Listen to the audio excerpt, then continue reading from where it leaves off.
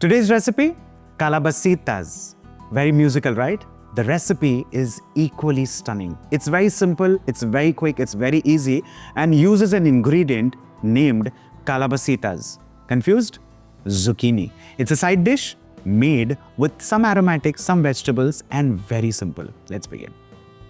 Calabacitas, for the uninitiated, is a Mexican side dish, also kind of southwestern, but can also make a wonderful main on its own.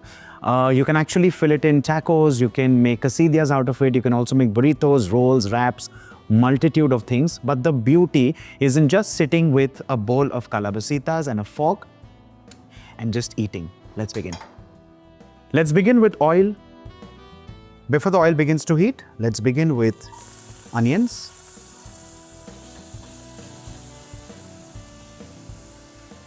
Time to add in some capsicum. For this, you can also use pickled or canned jalapenos. Along with this, some chopped garlic. And with this, we continue sauteing this. Now, because this is almost like a stew in a drier version really, it doesn't need a lot of browning or caramelizing. Time to now add in some chopped tomatoes.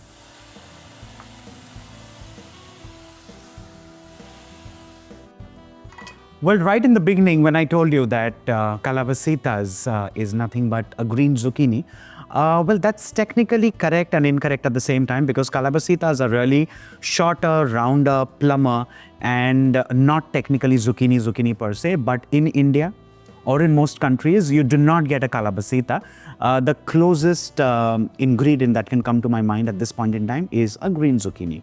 However, you can also make this recipe with yellow zucchini, you can add in pumpkins and a lot of other squashes really.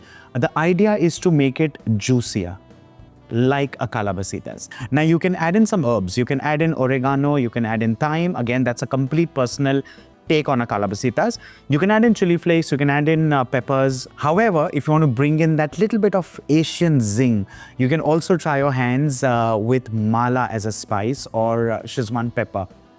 Choice is completely yours, but the whole idea is to keep it basic, to keep it minimalistic, yet keep it tasty. That's important. Let's have a quick check. Time to now add in zucchini, corn kernels which are boiled and kept ready, some black pepper, chili flakes, and last but not the least, salt. Let's give this a couple of turns. And you really do not need water at this stage for any kind of cooking, because zucchini is going to release its water. The onions and tomatoes, of course, are going to juice it up. Let's turn the flame on a low, cover this, and let this continue to stew for 10 minutes.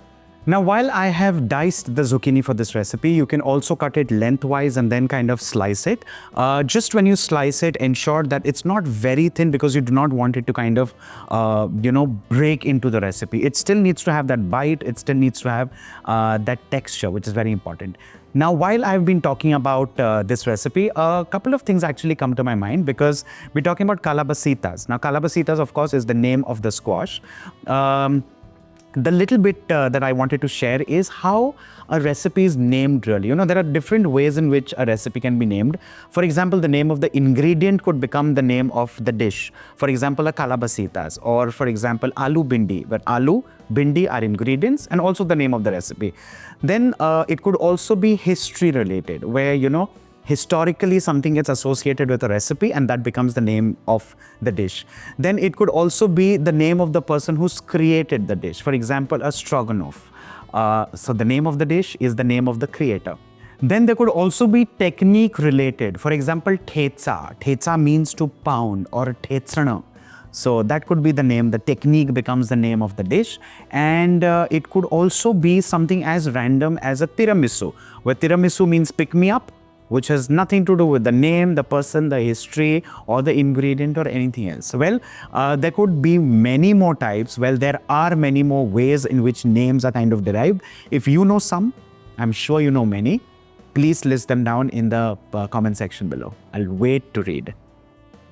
Let's have a quick check. And also stir at the same time. You see, it's almost juiced up. At this point in time, let's increase the flame so that it's not extremely watery.